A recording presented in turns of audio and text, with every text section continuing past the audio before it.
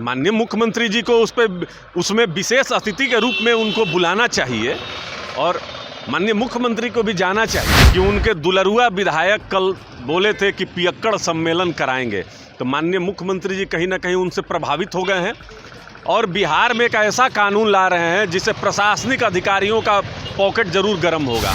आप पीजिए लेकिन फाइन देकर आप छूट जाइए। माननीय मुख्यमंत्री जी, ऐसा अगर कोई नियम है तो इससे अच्छा है कि आप बिहार से शराबबंदी ही खत्म कर दीजिए।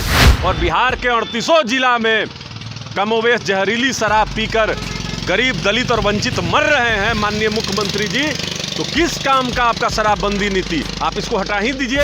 द्वारा यह सुनिश्चित हो रहा है कि बिहार में हर एक शहर में शराब मिलेगी। आप पीजिए लेकिन महोदय आप फाइन दीजिए। बिहार में शराबबंदी है, ऐसे में खबर ये निकलकर सामने आ रही है कि शराबबंदी कानून में संशोधन किया जाएगा। हालांकि राजद के प्रवक्ता भाई वीरेंद्र ने साफ कर दिया है कि संशोधन की ज़रूरत क्या है, हटा ही दीजिए। साथ ही साथ उन्होंने एक और बात कही कि समय पड़ी और ज़रूरत आई तो अविश्वास प्रस्ताव भी लाया जाएगा। लेकिन अब इस मामले को लेकर लोजपा का क्या रुख है? चंदन सिंह है लोजपा के प्रवक्ता, लोजपा रामविलास के चंदन जी।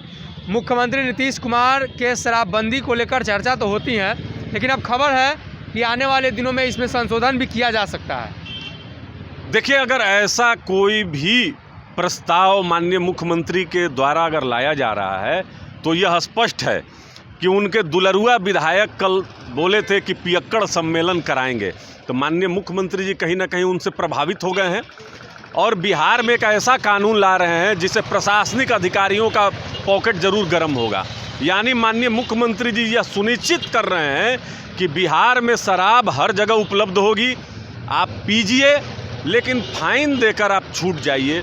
माननीय मुख्यमंत्री जी, ऐसा अगर कोई नियम है तो इससे अच्छा है कि आप बिहार से शराबबंदी ही खत्म कर दीजिए।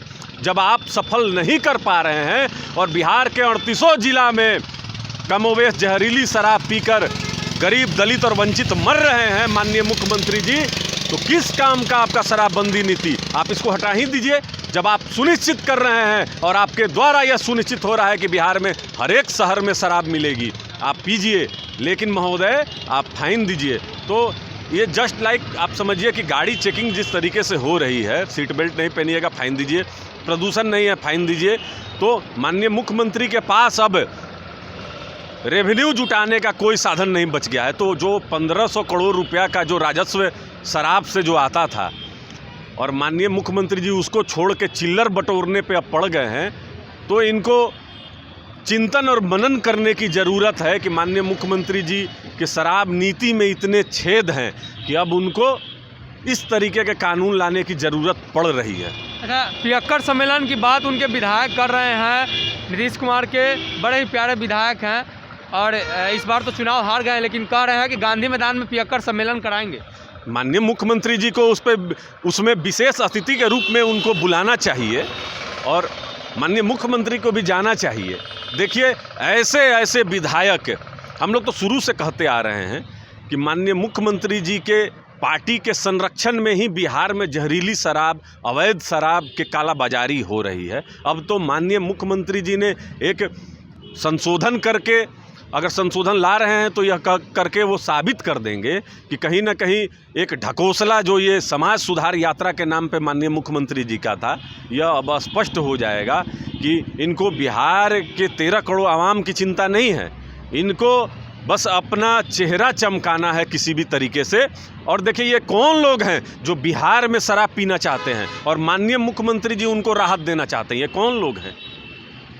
एक जनरेशन यहाँ पर ख़राब हो रहा है। कई ऐसे मादक पदार्थ हैं जो पटना की सड़कों पे खुलेआम बिक रहे हैं। माननीय मुख्यमंत्री जी को उस तरफ भी ध्यान देना चाहिए। अगर आपने ड्राई एस्टेट किया है, गुजरात में भी है ड्राई एस्टेट, लेकिन वहाँ क्या नियम और कानून है कि वहाँ सही तरीके से पालन हो जाता है और माननीय मुख्यमंत्री जी बिहार में नहीं कर पाते हैं? और क्या ऐसी ज़रूरत पड़ी कि बिहार में आपको शराबबंदी लानी पड़ी, जब यहाँ पर जहरीली शराब पीकर लगातार लोग मर रहे हैं और माननीय मुख्यमंत्री जी के पार्टी के लोग और नेता उन पीड़ित परिवारों से नहीं मिल रहे हैं? तब यहाँ पर इस नियम में ढील देने की क्या ज़रूरत पड़ी? बहुत सारे ऐसे विषय हैं जहाँ माननीय मुख्यमंत्री जी को स्वतः मीडिया के सामने आके सारी स्थिति को स्पष्ट करनी चाहिए। अच्छा, 19 लाख रोजगार की बात कर रहे थे, मुकेश सहनी ने भी कल स्वीकार लिया कि रोजगार के क्षेत्र में काम नहीं हो रहा है। जिस वादे को हम लोग लेकर आए थे वो वादा पूरा नहीं हो रहा है। किसी भी क्षेत्र में काम नहीं हो रहा है। माननीय मुख्यमंत्री जी अपने एक अन्य मार्ग से नहीं निकलते हैं। 19 लाख रोजगार का बात हो, बिहार में दलितों पे बढ़ रहे अत्याचार पे बात हो, बिहार में शिक्षा व्यवस्था हो, बिहार में स्वास्थ्य व्यवस्था हो। देखिए यहाँ पर तो मोतियाबिंद के साधारण ऑपरेशन में गरीब लोगों की आंखें निकल जाती है और माननीय मुख्यमंत्री जी यहाँ से चार्टर फ्लाइट करके बिहार से बाहर अपनी आंख को बनवाते हैं।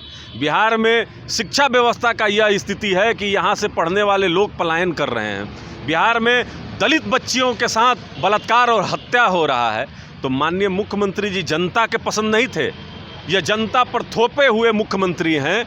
और सही कहा इनके गठबंधन के सहयोगी और भारतीय जनता पार्टी के आदरणीय संजय जायसवाल जी ने कि बिहार में खुलेआम शराब बिक रही है, लेकिन माननीय मुख्यमंत्री जी उस पर मौन रह जाते हैं। जब इनके गृह क्षेत्र में 14-15 लोग जहरीली शराब पीकर मर जाते हैं और इनके बिहार के तमाम प्रशासनिक अधिकारी के खाते नहीं खंगाले जाते हैं, तो यह प्रश्न उठता है बिहार के माननीय मुख्यमंत्री जी पे।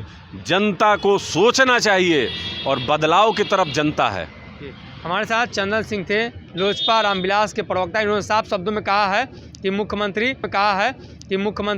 किस तरीके से बिहार में कर रहे हैं उनको इस पर सोचना चाहिए और जनता पर थोपे गए मुख्यमंत्री हैं। फिलहाल इस खबर में इतना है।